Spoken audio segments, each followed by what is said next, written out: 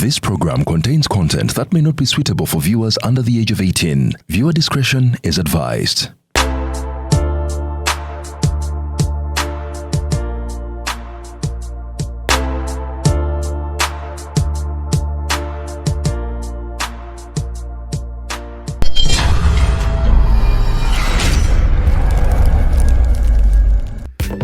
Wetegeka okukoleza okumanyako okwefumiitiriza n'okwagala nga tutongoza ekitabo Abaganda Abasukkulumu mu myaka 2024 ekyawandiikibwa Muzeeyi Magala ow'Ebunyaaka, ekitabo ekijjudde ebyafaayo obuvo n'obuddo bwa Buganda n'abasajja enjasabiggo, ekitongozebwa ng'ennaku z'omwezi 9 omwezi ogwokutaano 2025 awo ku Theatre Bonita. Jangu osisinkane Muzeeyi Magala ng'awerekeddwako Misa Kisemakula, Princess Amira, Bizonto Comedy, Mary Hart Stumbetu, Kazibwe Kapo, Hassan Nduga n'abalala bangi. Kati jangu ofune kopiyo ogulira okumanyako ng'ennaku z'omwezi 9 omwezi ogwokutaano 2025 awo ku Theatre Bonita. Okuyingira emitwalo 5 ordinary, VIP emitwalo 10, VVIP table ya $2,000,000 nga tutongoza Abaganda Abasukkulumu mu myaka 2024 ekyawandiikibwa Muzeeyi Magala.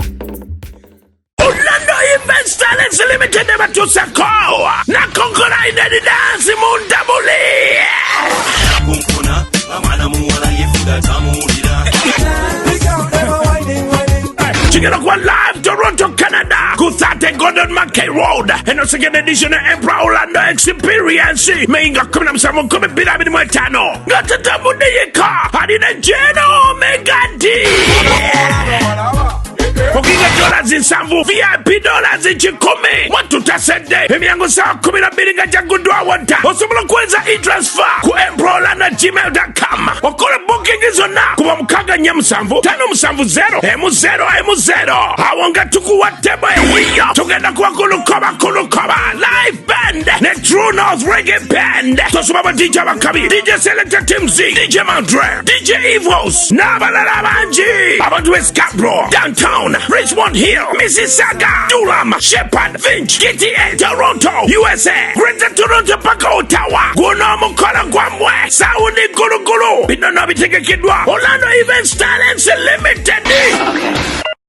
Boda teyamukoze niya boda yamukuba boda yamukola naye awonye ekintu yavuddeyo ku kitanda esebo yamma nkyagala kugenda jakufuna wano pichi aliwo wa boda wanaliwa gwe mukozesa wano waloga yankubidde musango boda begendereza kyebakoze junior naye waliwo abajja right now erina abavuzi abegendereza esomerawo kati teekamu 4 points. 4 points. Nena ku meeting street shi. Ino yayisemu dama onajja. Kali. Tugende. Yala ni kumena. Otwalanzi. Kwacha obuze ekyo kibuzo. Akantu alekwe fani wa. Ina ngenda. Kakati. Ngenda. Bana tujja kwatagala. Tuka malofu itamu wano. Malofu kuba oluseke luno. Yes. Kali tugende.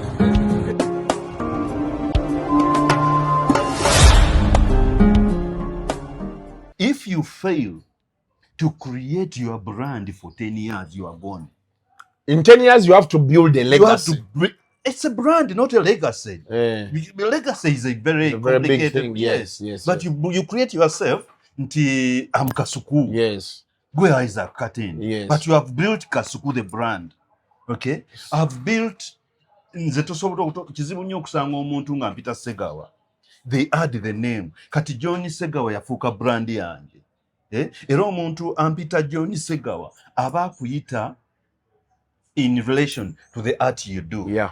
Naye bw'osanga muganda wo Kasuku ajagamba Yohana John Uncle John. Wekitegera naye oli omusanga wali wabweru ajjako mannya gamala because that is your brand. Wekitegera kati nawe kyojjamu kati ze nenjyamu brand yange nenji marketing nenjitunda nenjituuma Jon Segawa Arts. Wekitegera that's how you go. Kati now after those 10 years you consolidate that brand kyebakumanyirako koino kitambuliza tinze Coca-Cola testi yange buyeti ne bwengenda Belgium ne bwengenda China ne bwe ngenda ku North Pole nga waliyo Coca-Cola, it will taste the same. So kakati ebbanga eri abantu kye balina okukola, instead of attacking those people who have come into the industry, okay, gwe tandika okweyawula ku balala. Bwe twali tuli nga tucelebratinga vibes Entebbe, bwe nayogera nagamba tinno mmwe aba bloggers oba ba vloggers mwatandika ekintu kino, Kasuku olina abantu bayitirivu abakwegombye engeri gy'okolamu ebintu byo and the entire style you are doing. Kati gwe ng'omuteekako maanyi ng'ogera oleeta registration mu bintu byammwe bya vlogging ebya blogging, mbu tukolewo twetekeremu omulimu anaagenda ng'ogugira ajuze foomu bw'ati nga gwe wagijuza ddi ng'otandika. You see, because you have failed, now you are fearing competition. But if you can stand in the market, why do you fear competition? Because competition in any given market yesinga okuyamba okutumbula omutindo gwa buli kintu ekibeerawo. Kati bw'oligaana competition buli lunaku, you will fail. The generations of Dolibondo, the generations of Mariachi, the generations of Madrat and Chico, they have been here for 10 years. There's nothing new they are going to give us. The only thing they are going to do is consolidate their brand. Ateba jije kati my team, Madrat and Chico, kati bonna bagamba, but kati balina okureducing appearances zaabwe. Because the duo, ababiri abakola comedy, kati tulina zi duo ezikola comedy bayitirivu. Madrat and Chico balina kwe balabira. Wa Abe ne Patrico ne Abe, okitegeera kati nabo ne beegoma, nabo ne bajja basula omutindo. Wasi ne Uncle Patu yali akola comedy. It was a very good one. Okitegeera kaka ne bagenda nga ne bajjamu ekyabwe. Kati bafunye erinnya, ne bafunye zi sponsorship za Uganda World, ne bafuna na biki. Toteekeddwa kubeera nga balala, gwe vva wali, gwe situla omutindo. Okay? Kasuku, nze nkola theatre plays. Naye waliyo abaana be natendeka bayitirivu abakola kati emizannyo. Kati nze mu kifo ky'okubagaana okukola emizannyo, nti emizannyo gyabe bamala gagira tebatendeka baana omuzannyo bagwandiise lunaku lumu ne baguleeta, ebyo nonsense. Is ordering your stock from China, Turkey and Dubai stressing you so much? Is it taking you months and months for you to get your stock? Just 1, 2, 3 and tread like a boss you are. 1. Talk to Iran Global Logistics on 0740 152 331. 2. Let us know whether it's sourcing or sending money to a supplier that you would want. 3. Enjoy our unmatched customer service. Trade like a boss with Ryan Global Logistics. Find us at Nabugabo Street, BBC Building, Room N412. Call us on +256 740 152 331 or +86 180 723 935 15 or +86 132 502 156 85. Or visit our website on www.rangloballogistics.biz. Rand Global Air Express Cargo. We move anything, anywhere. Ensonga z'ettaka ensangi zino zafuuka nzibu okwewala katembo oyo yenna. Dduka mu Honest Estate Developers ofune ettaka eritaliiko ndooliito. Baguddewo estate zaabwe empya omuli Gayaza Kiwenda Phase 5, Mabombwe Phase 6 ne 7 ne Ggobero Nampunge. Songa ne mu estate zaabwe enkadde poloti esigaddeyo ntono ddala. Hoima Road, Ngennansa na Bujuuko, Namusera Bugembe, Namusera Phase 3, Kachiri Mwera, Kachiri Magogo, Ggobero Muguruka Phase 1 and 2, Wakiso Kasengejje ne Kachiri Simba Mannyo. Ku Lwentebe balina Nakawuka 0 Phase 4 ne Sisalutaba Expressway ate Namugongo Sonde ne Namugongo Misindye. Amazzi n'amasanyalaze weegali bw'ogula kyapa ku mmeeza tuzimba n'okutunda amayumba agawedde. Honest Estate Developers tusange ku Martin Road mu Kampala okumpi ne roundabout ya Aga Khan ku Mankeshwa Building. Essimu noti 772 57 28 73 oba noti 7 57 28 73. Ali ruzungu kade kazuku tujikole sawa namba ruzungu. Ruzungu tugenda muza kujere kutoka ntoko ndi mbuzi ndi sizalisa mukazi kati ndi muto gwasa sule ewange akyala abola bababbi abakyala wale somuyomba inyembuto katonda ya chembuto genda wedi waminge yabaweereza buno bukeke obutini singa babu mutwale bamusonseka mukamwa bwonna n'abufulumiza mu nnyindo Shakibwa alina guno omuggo gwa Musa wayitista premium detergent waliwo wanangalie munda yakasajja kasendi kalimba bannange esendi bannange.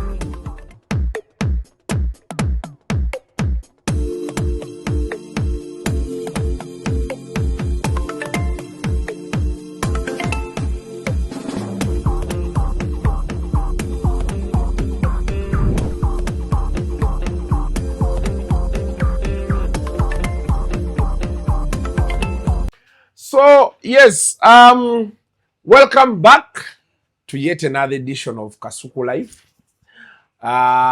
Party ya soka mwagiraba nembasuubiza ntugenda kujja ne party yokulala.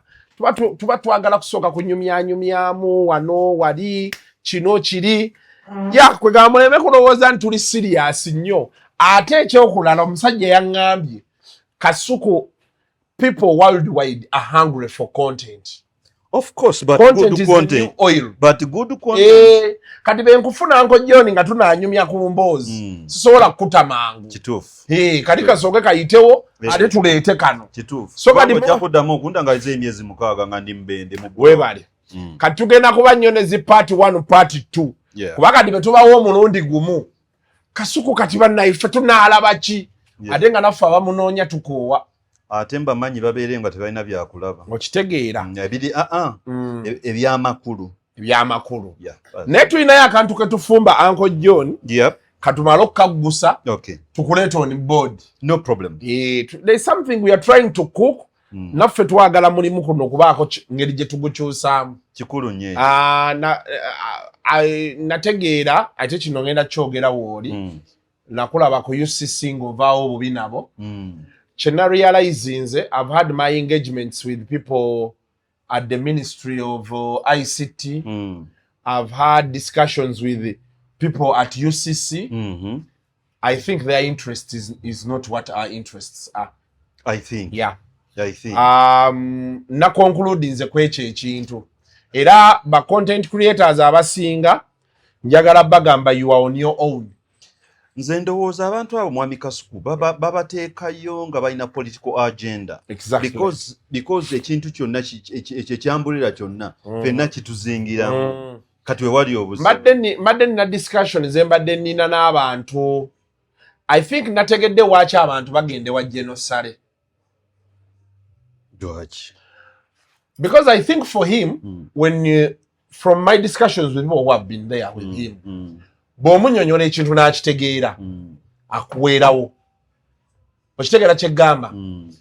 Much as tekiyita mu structure, but at least akuweerawo o executing akuwa ssente oba support. Okitegeera. Because kati olaba I've been having discussions with UCC, with Ministry of ICT. I'm telling them, as you want people to register, what are you giving them? Nagenda paka ku URA. URA baagala okumanya how does YouTube work, this and this. They don't want to pay you. Baagala kujjako, yes, I know. Get it, They don't want to boost you and help you out. Instead of them coming to say, but now Kasuku tulaba ku account yo kuliko sente zijja best ne best. Mukola mutya? Tusobola bayamba tutya? Thank you so much. What problem je tulina mu Uganda? Government teyagala kubuuza kibuuzo. Tusobola bayamba tutya? Wabula yagala kumanya tubajjako tutya sente. Okitegeera? Yes. Sijja going deep into details, but I've had discussions with UCC, ICT, URA for close to 7 months. Yeah? Nothing has happened. I don't think they can do anything. And I've come to the realization that those people will not help us. They will not, because they have a different agenda. Yeah, the agenda is too political. It's too political. Yeah. Maybe also personal gains. Of course, they use politics and then the gains come. Because when you're talking to them on paper, they'll tell you even at a conference, Naraba Honorable Nyombi Tembo ngayogera kwa wali anniversary ya Katolobwa. No, you see, you people come, do this. Anyway, sijja genda wala nnyo kubanga okyabalimu. Ate ba regulator. Kuba regulator UCC baleta ina nyombwa eyo. UCC nayo ekintu kyekola ate gundi eno act ya leta ya 2019 eno gye tubadde tukayanako. Eriwa amateeka mapya gajja. UCC ina kyekola. Eteekawo nnyo room y'okwogera. Nenti eteeka nekyeteeka ng'okiziza wali. Mu bintu bingi ebikoleddwa, I've dealt with UCC on so many times. Nga nina emisango oluusi tulina abantu betukayana nabo abo abaana temubakola bemukiki behind the scenes. But they are willing to talk. They are willing to compromise. No, they are not willing to compromise. They are willing to talk because they don't have the power to compromise. They have an agenda. Kasuku fetwaliyo nga tuyise eteeka eryo lye twakaayana nga tulirwanyisa ne by the way twakubagana nnyo ne Kato 2019 nga balireeta. Kakati waliwo ebintu ebimu bye basaba nga tebiri practical mu Uganda. Theirs is a textbook law. It is good to when you read it kino na kino ne practicability.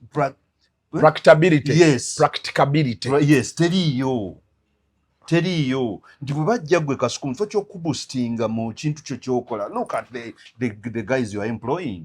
Okitegedde nti yours is a system. Yes, it's a business. Ovuddeko n'otandika n'okulaga abaana b'obadde okola nabo engeri gye bakola mu business. Nkulaba kintu okigaziya mukola Sunday talk.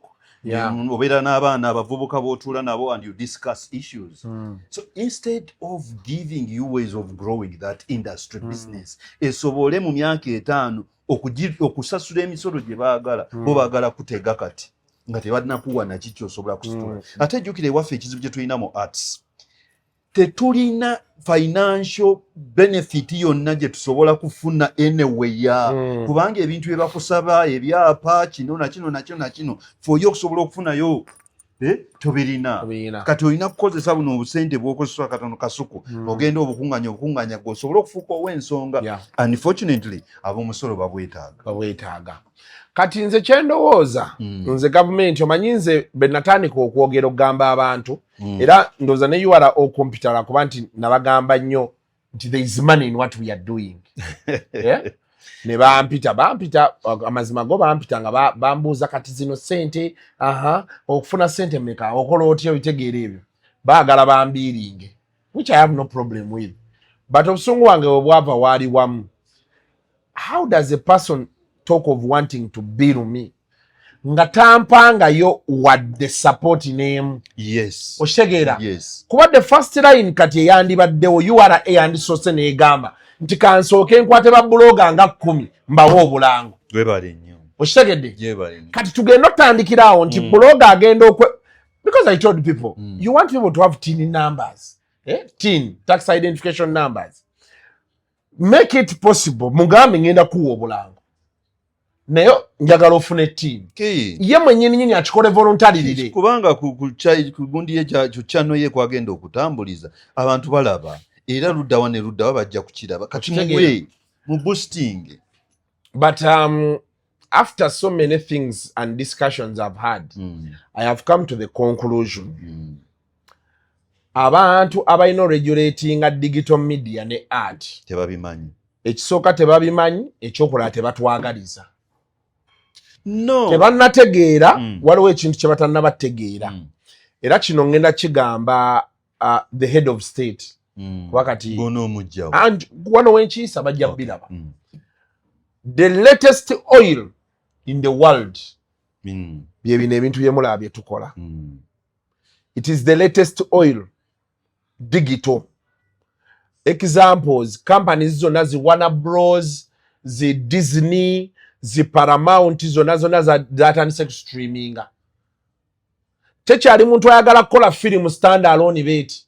Baagala bagikole ng'eriko season 4, buli season erimu episode nga 2. Ne bebeera movie ebeera ne sequel, ebeera ko 1, ebeera 2, ebeera 3, ebeera 4. Kati olaba nga Avatar. Tulina gye tulinde ya 20. Tuli mu 2026 bagenda fulumya ne 2029. Already babi shooting at that. You get. Yes. Ne gundi nalabye gundi John Wick ajja 5. Yes. Fast and Furious this year. Yes. Baleta Fast X2. Bakola Fast and Furious 10 part 1 kati bayita part 2. Ojitegeera. Naye kati then tunuulira franchise ya Fast and Furious sente zokka ze bakoledde over the years. Nti Roko yatuuka ne batuuka okukola eyo gye bayita spin off. Nti nze eyange mugimpe n'agikola ne Idris Elba mbeere nga yange. Ne tufubutuka ogenda otunye Avengers batugamba oba wali Walt Disney bayagala obaguza Avengers franchise ne bagamba tutwalako Superman yekka abantu gwe bajja okwagala. Olunaku olwaleero Avengers be basooka okuhitinga billion, I think after Avatar. The film yaabwe yagenda in billions. Now when we come and tell people musooke subsidizing cost ya internet, abantu babeere nga balaba ebintu bino. Because John, let me tell you, if Kasuku can have 1 million views on a video, you are a sentence again of Funamika. Kasuku, you are very right and you have a very good argument, but you are jumping the queue to that business. You are talking from Kampala, and Kampala you are talking from Kampala Road Boulevard. You get my point? Yet the content consumers abasinga obungi are not that. The Kampala Road Boulevard clients. They are the people in Masaka. Because for them, they don't have the power the money to buy data. They live on the intermediate set. Now, for you to get that market, okufuna akatala ako mwami Kasuku, oteekeddwa okukola ebintu bino wammanga. Baani abaconsuminga content waffe? Katale ki? Kayigiriziddwa kyenkanawa period. Bwe tuconcentratinga Kasuku ku kuyigiriza ku kubangula akatale kaffe, we have market for internet. But we have not done that mu Uganda. Kyovudde olaba numbers zaffe zikyali wansi. Gende Tanzania one. I think Joseph was complaining about it, Chameleon. Ng'agamba nti abantu b'e Tanzania babasomesezza okusobola okukozesa ekintu kino. Sente ezisooka zonna Kasuku balina ziteeka mu kusomesa abantu how to use internet. Tugende waffe mugende mu kyalo. Leave alone Kampala. Tugende waffe. Abantu balina smartphones. How many people know how to use that smartphone to consume your content?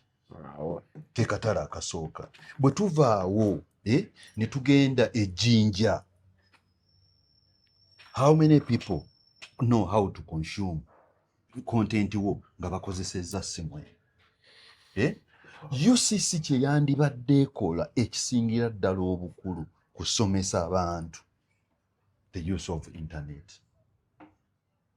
Era Kasuku nze kye nkugamba nti dedicate 5 minutes of your time ku channels zo oyigiriza abantu how to use internet.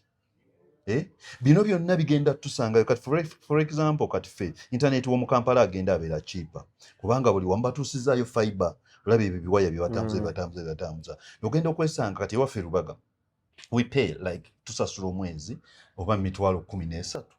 But it is working well. Ebintu byonna TV, security, esimu zona buli kintu kyonna it is on that, so it becomes cheaper. Kigera nti mumbeera waka users abaliwo wonna bakozesa internet eyo at a cheaper price. which kyotasobola kusanga kati ng'ewaffe mu Bwindi it becomes expensive. So kati ekintu kye tulina okuyambako era bw'ozeeyo mu UCC oba anywhere, Kasuku balina okuwa slot ku gundi yo 5 minutes. Sigenda kuddayo. Okoze etondo.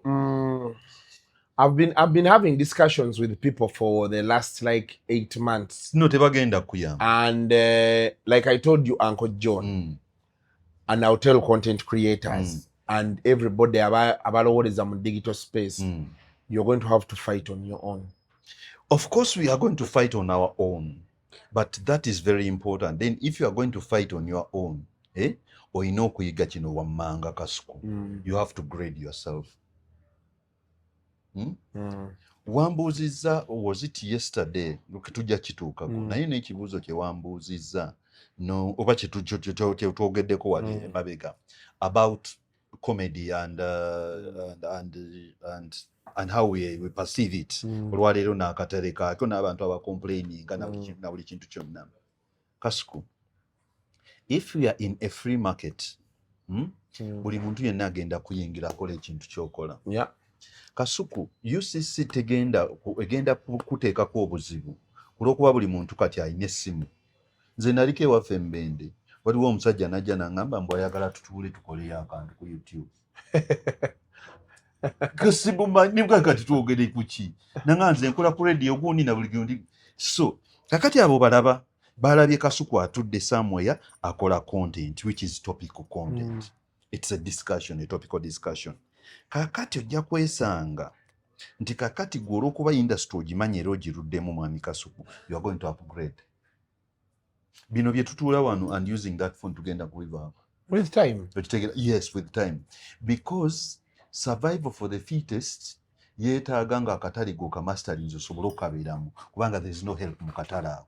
Ojja kusanga onaleeta oli aleeta n'aleeta abantu bagabe bannaye ebyo ebigundi byabo bye bakola nga tebijja. Mu muwala wange Shamimu akeera n'atuula wali ku National Theatre okuva ku makya paka akawungeezi n'aleeta abantu ne bavuma ne babwemulira okwo ne bakola ki. There comes a time when people get tired of listening to that. Okay, banoonye ti content ey'ensonga eriruddawa. Kakati owe wali spaces zammwe bakasuku. Kati nga studio eri gye wakola podcast studio yo bulungi nnyo, sobola okukola placements na buli kintu kyonna. That is how we have been mu Uganda okuva we twatandika okukola entertainment. Nti gwe kyoyogera fe batugjeeko emisolo nga nakuleetedde ekitabo kye tusasudde emisolo okubanga kyali ku Bat Valley ne sente ze tutaddeyo esente empitirivu. Naye weebuuza kye bakukoledde wadde okuleeta ne basima omwala wali ku Bat Valley ogutwala Kazambi teguliiwo. What you have been paying. Naye nga fiye tobasasula omusolo buli lunaku. So here it is survival for the fittest. Survival for the fittest. Yes. Yeah. There's no way out. Surely. But I just wanted people to know that they are going to come. You are a ejja. Tegenda kuyamba. Gondye buli omu ajja kujja. Ne kasita bakuwulira nti Kasuku okoze erinnya n'egundizo kyano zitambula bagenda kujja. Nze bantuukako dda. Era kati mbalinda baŋŋambe bugambise ojja tuwaayo ojja kuzisasula. Nzibawe. Ojja kuzisasula. Wajja kuleetera simaye threshold. Simaye byakoze. Bakuweereza zi email. Obulamu bugende mu maaso naye nga abantu baffe abali eyo mu gavumenti. Bano bemuwulira mwogera mufuti ate simanyi TikTok bagijjewo bakole ki. Balalu naawe. Abaana bangi nze kino nkibabuulira. Olaba bano waliwo abaali okwo nga bandeetera era Akasuku biki. Nembagamba obudde bw'omala ng'oleetera Kasuku. Genda ku ssimu yo. Gulawo ki? Chano yo. Muleetere. Batandika okukola. Because teweetaaga kufukiseera kufuna Jon Segawa. Butuufu. Waliyo abakoze channel nga gye ziri zitambula naye nga beenyumiza mboozi. Kati waliwo n'omwana Woman Katumba. Ali Dubai. Naye yatandika mpola kati anoonya bakyali be Dubai awo. Emboozi n'ekwajja. Mboozi bubozi. Banyumya kahekyo kiri kitya siba bed space eri etya motoka yeesooka wagigula ddi. Ne bafuna audience. Yes, and they get people who are, because then we don't have someone who is telling us exactly how is life in what? in Dubai. Yeah, so you get a picture and you know and you understand. I think ane content mufu ali ku TV kugamba unonya variety ko. Sijja kwogera ku TV. No jogera ko. Pozi wajogedde ku luli ngambye munwanisa ama TV. Ekitali kituufu kati sitagala kwogera. Nabati Kasuku yayoko ku lo bati nayendekayo yanchango Jon. Kasuku ngaddi bwe wajjamu. Najjem abada nganti nwana. Omanyi problem ye tulina nko Jon mu Uganda wano. Mu Uganda osanga akubbye. N'omugako nti wanzibye. Leero n'enkya ne luli. Ne bagamba ng'olemedde nnyo ku musajja. Naye ng'ate yakubbi. That is Uganda for you. So Uganda tumanyidde nnyo okwogeramu obwogezi wano ebintu ne bikola ki. Yensonga lwaki abantu beesaaga ku street kati nakkuba. Ne mutandikira awo naye asijja linda bali. Wanziba mpe ebintu byange. Abalala abagagga ye ajja na greda. Lino ttaka lyange. Mugenda okumaliriza otuteesa yemuteesa mudde ku kirala ya diversion yenge ebibye bigenze mu maaso. So kati bw'ovaayo n'oyogerako ku bikuluma abantu gagamba olwanisa abalala kati namazeewo naye nedda totya Kasuku olina okulwanyisa kubanga you are a media man. Because what I was saying, I was trying nate naddengeza kuyamba bamawulire balala ne institutions ezikola ezo nazo.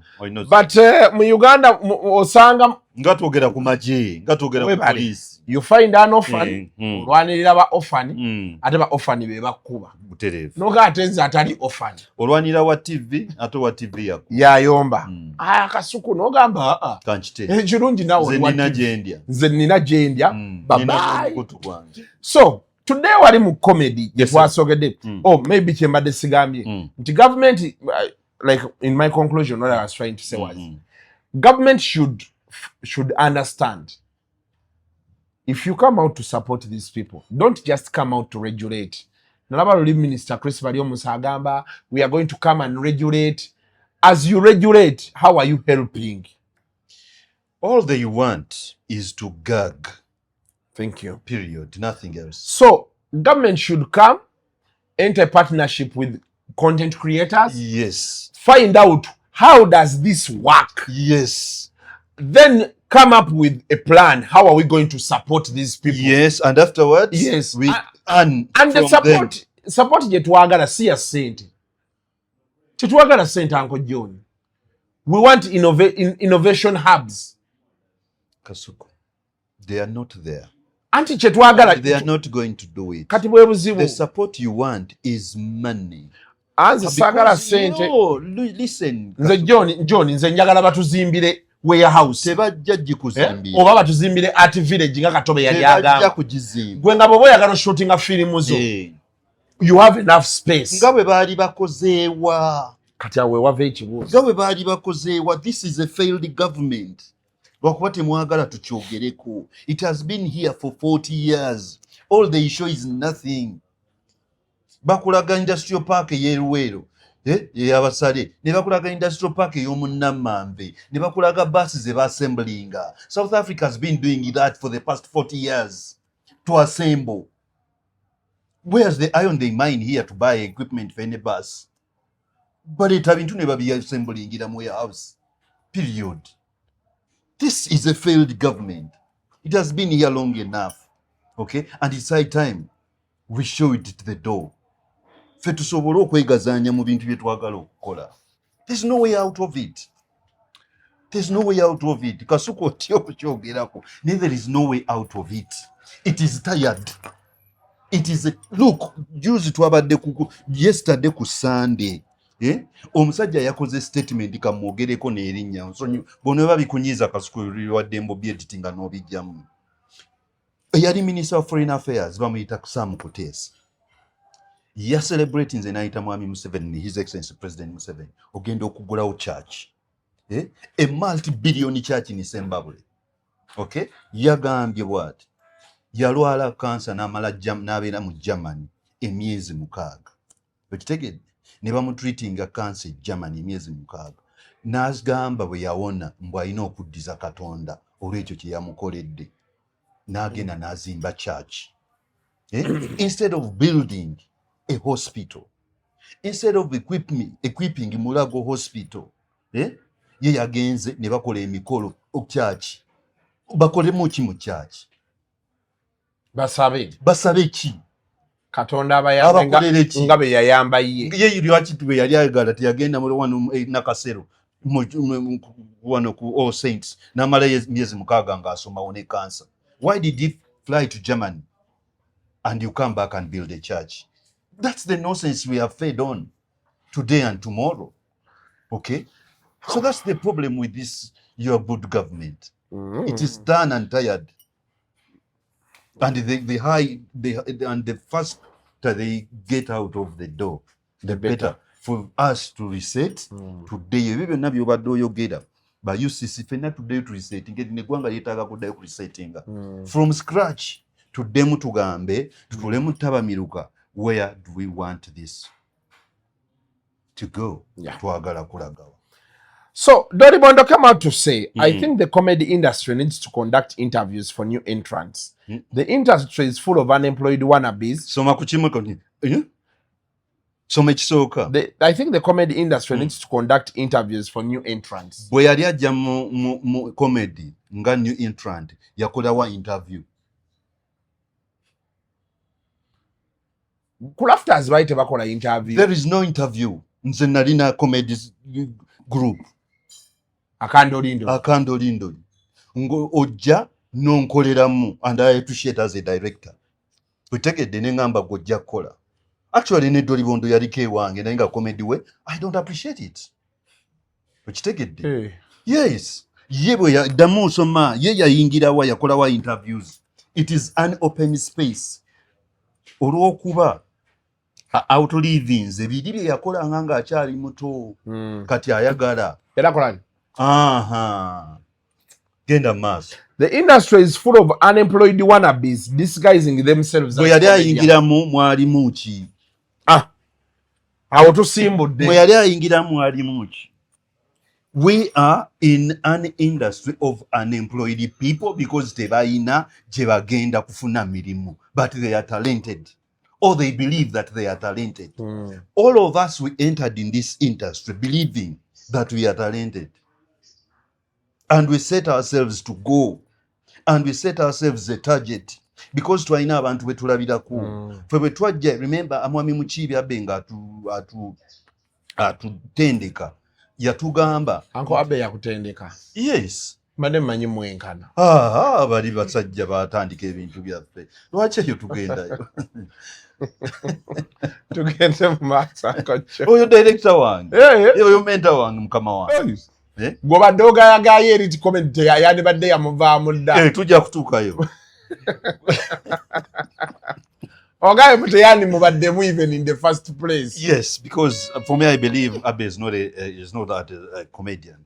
He's a very serious actor. Tubadde twogera ku obutabaawo mirimu. Obutabaawo mirimu. Tinno fenna ne tuyingira mu kintu nga tunoonya to be employed. Okitegeera kakati ne tusanga abantu ab'endowooza y'emu be twabeera nabo. That's how we came up with groups. Kato onyambako ki, Abbo onyambako ki, Mario onyambako ki, Buno onyambako ki, ne tukola group. Nga tulabidde kuba Mwami Ssenkubuge, nga tulabidde kuba Mugave Ndugwa. Okitegeere era naffe bwe twajja bamwami Kibuuka, sorry kukyogera kiba this is in the public domain. Be baali bakwera yotiga ebiseera ebyo. Era nabo bayagala otuteekako amateeka ago.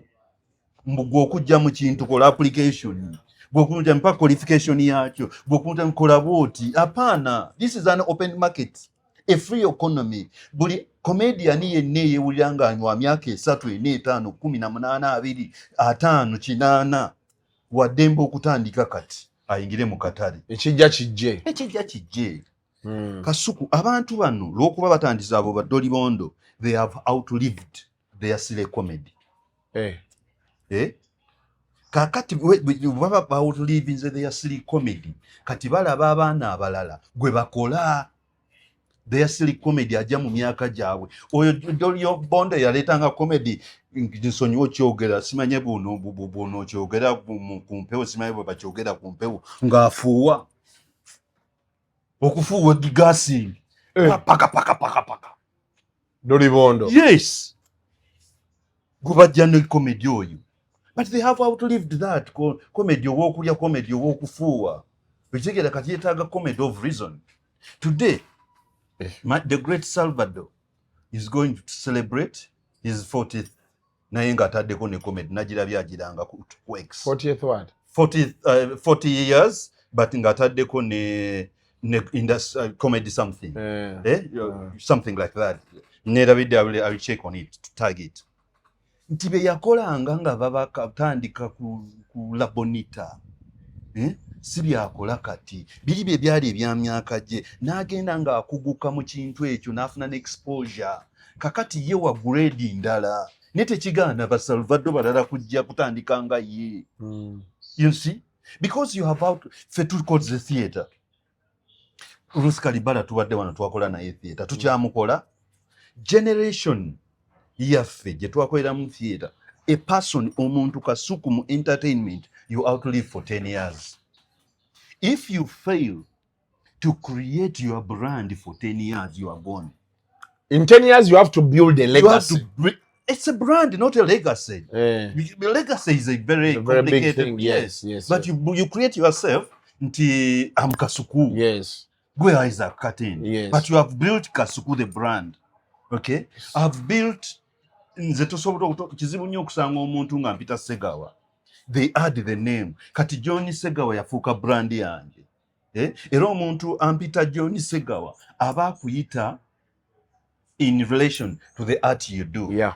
Naye bw'osanga muganda wo Kasuku ajagamba Yohana John Uncle John okitegeera naye olimu omusanga wali wabweru ajjako mannya gamala because that is your brand okitegeera kati naawe kyojjamu kati ze nenzijamu brand yange nenji marketinga nenjituuma Jon Segawa Arts okitegeera that's how you go kati now after those 10 years you consolidate that brand kye baakumanyirako koino kitambuliza tinze Coca-Cola testi yange buyeti ne bwengenda Belgium ne bwengenda China ne bwengenda ku North Pole nga waliyo Coca-Cola it will taste the same so kakati bangi eri abantu kye balina okukola instead of attacking those people who have come into the industry okay gwe tandika okweyawula ku balala bwe twali tulinga tu celebrating vibes Entebbe bwe nayogera nagamba tinno mwe aba bloggers oba vloggers mwatandika ekintu kino Kasuku oyina abantu bayitirivu abakwegombye engeri gy'okolamu ebintu byo and the entire style you are doing kati gwe ng'omuteekako maanyi ngogera oleeta registration mu bintu byammwe bya vlogging ebya blogging mbu tukolewo twetekeremu omulimu anaagenda ng'ogugira ajuze foomu bw'ati nga ggubu wagijuza ddi ng'otanda you see because you have failed now you are fearing competition but if you can stand in the market why do you fear competition because competition in any given market yesinga okuyamba okutumbula omutindo gwa buli kintu ekibeerawo kati bw'oligaana competition buli lunaku you will fail the generations of Dolibondo the generations of Mariachi the generations of Madrat and Chico they have been here for 10 years there's nothing new they are going to give us the only thing they are going to do is consolidate their brand ate bagijje kati my team Madrat and Chico kati bonna bagamba kati balina okureducinga appearances zaabwe because the duo ababiri abakola comedy kati tulina zi duo ezikola comedy bayitirivu Madrat and Chico balina kwe balabira kuba Abe ne Patrico ne Abe okitegeera kati nabo ne beegoma nabo ne bajja basula omutindo was ne Uncle Patu yali akola comedy it was a very good one okitegeera kaka ne bagenda nga bagenda ne bajjamu ekyabwe kati bafunye erinnya ne bafunye zi sponsorship za Uganda Wala ne bafuna na biki toteekeddwa kubeera nga balala gwe vaa wali gwe situla omutindo. Okay? Kasuku nze nkola theatre plays. Naye waliyo abaana be natendeka bayitirivu abakola kati emizannyo.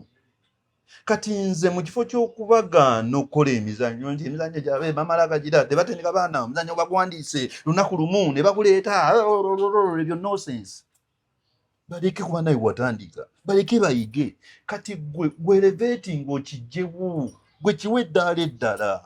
Abadde akozesa kamera emu gwe kozesa bbiri. Brand yegende ng'ekula yeneekula zi Toyota ze tuvuga leero bagambye ze tuvuga ze zaaliwo.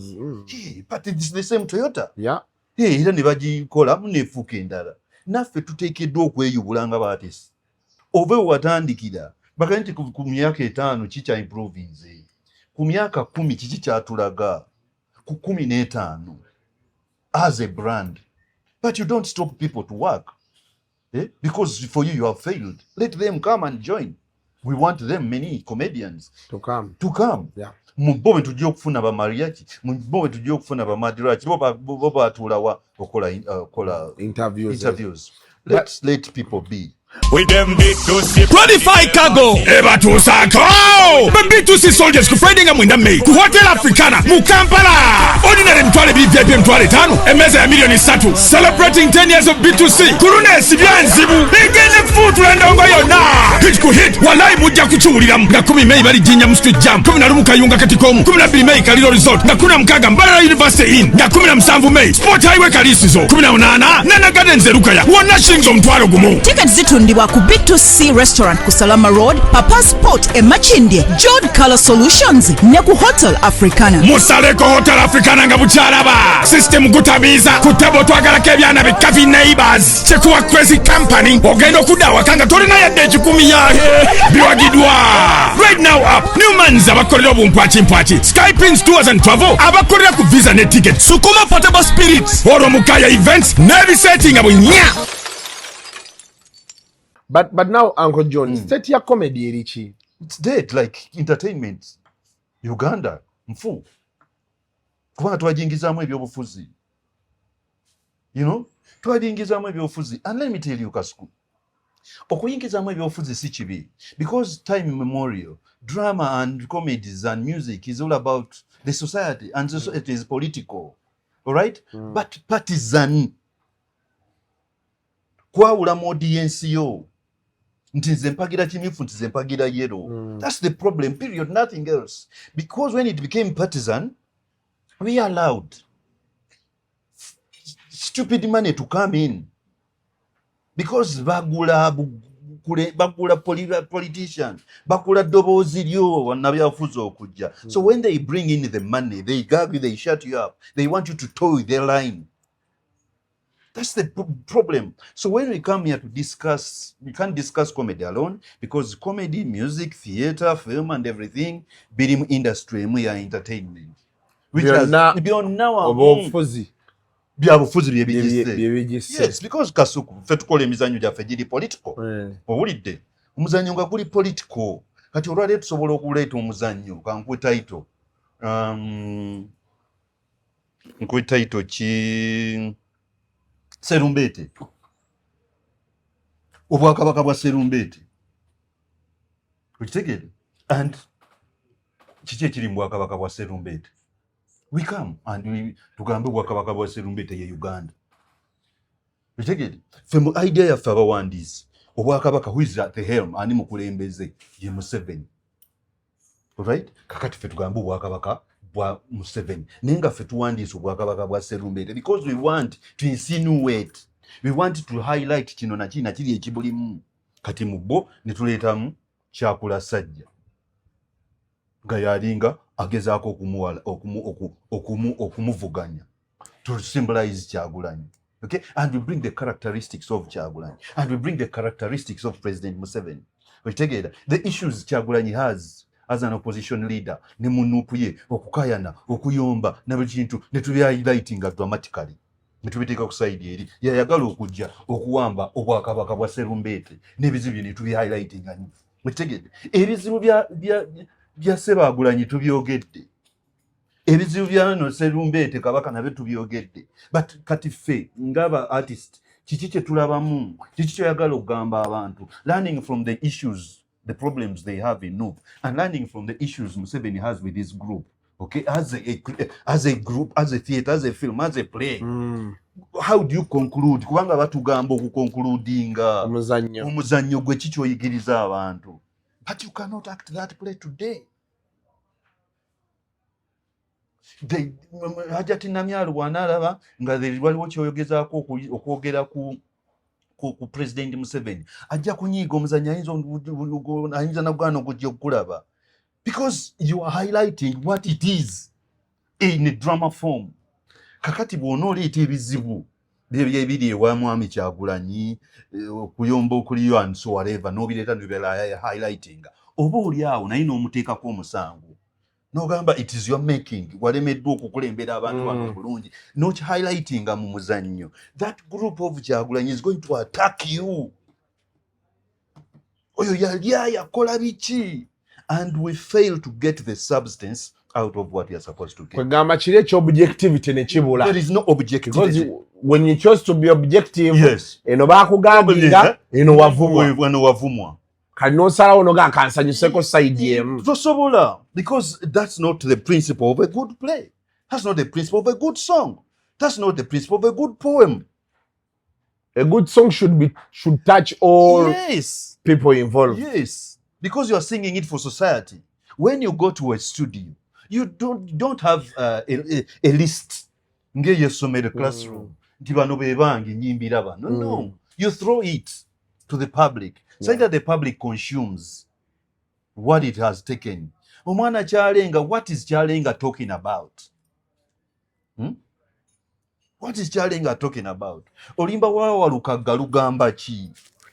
Kati Walukaga yafuuka wa Nuupu na buli kintu kyonna kakati tokyasobola muleeta mu objectivity in composing a song. So that's the problem we have in Uganda.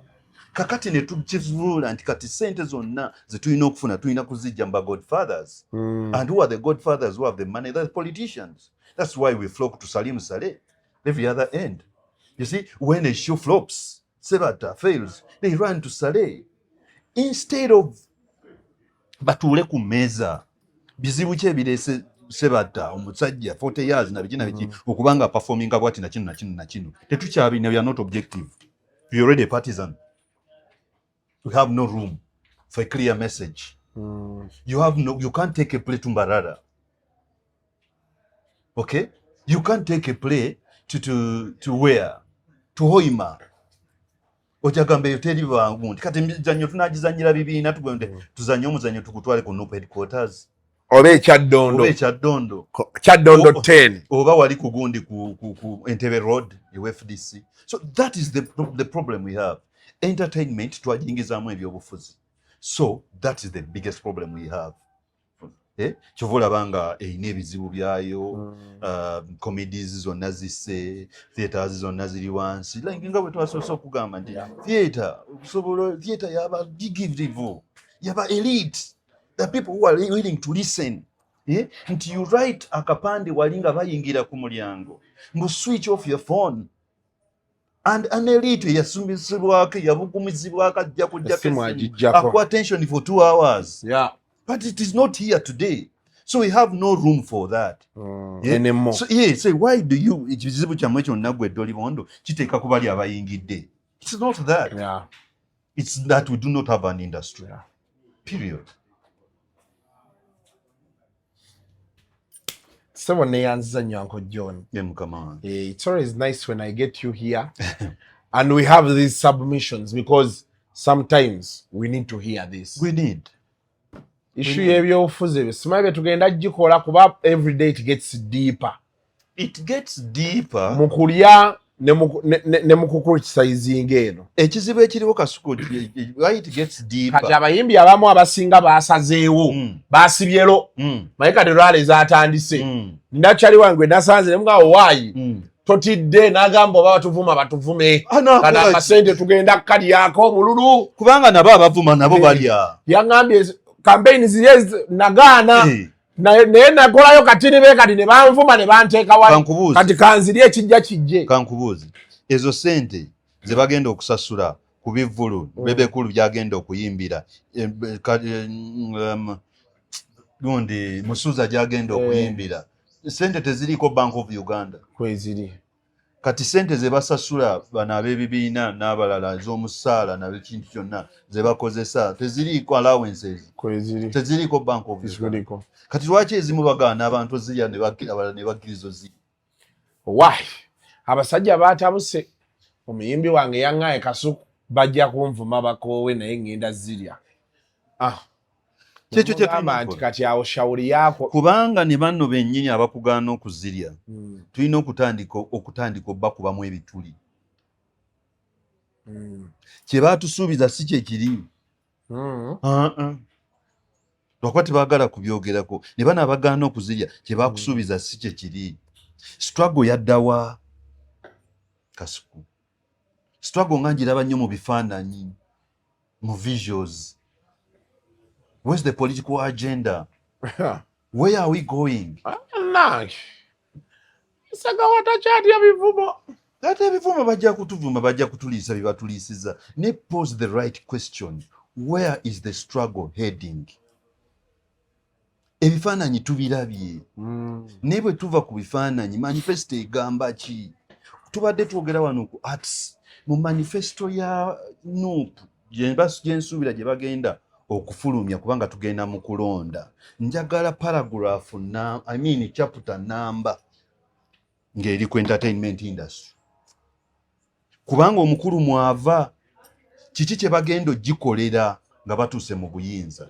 What is their proposal? Actually yandibadde tutandise okukiteesaako kati yandibadde ayita lukiiko tabamiruka lw'aba stakeholders ne tuwa ebirowoozo byaffe nti mu manifesto yaabwe gye bagenda okukola nga bagenda okwesimbamu 2026 nupu etutegekedde ekiffe ng'abali mu entertainment andi tugende oba tukiika mbuga tugende tukiika embuga tutekeyo ebirowoozo byaffe tulabe kye batugamba okitegedde but there is nothing tulaba visuals agende musiru biki we are done with that.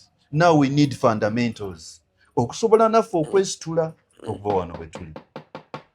Kale tetugenda sukkawo olunaku lwa leero essaati eno ngikoleddemu nnyo mugirabye nnyo naye vidiyo zino nazikutta olunaku lumu natudde butuuzi wano nafu butuseeka nga ngenda shootinga Zubeida neŋŋaaka nkajja ekyanja nkasuule wano ate era ngenda kazzaayo nsobola ate okulya ebintu byange nga bwe mbyagala. Naye kalina mbundi baana nnungi ne lwakuba tonagituukako legend status oginoonya bunoonyi siri legend mu bino ebya YouTube tonnatuuka balijanga nange Kampala buli omu afuna we yeeteeka balijanga legendary YouTuber gundi ani musajja wange awo ku bigi.ug n'olyo wa mbu bemufunayo story gye mumpandikako endala teekaako legendary YouTuber Kasuku mpulira we kawulikika the legendary ye kameri yaga asijja balinda n'akambala akalegendi akambali tomanyi yakewa akewe naffe tujja tandika obwewa n'agamba muganda Kasuku na Uganda oluusi oyinza olinde engoma nezitavuga ali atya Joseph gyali ali Kenya tanadda ayina abanaku be yabadde agenza oyamba ebiseera ebyo kale mubeere bulungi mweraba. The views expressed on Kasuku Live do not reflect those of the host, producers, or management. They are solely of individuals providing them and do not represent or reflect the official policy or position of this YouTube channel.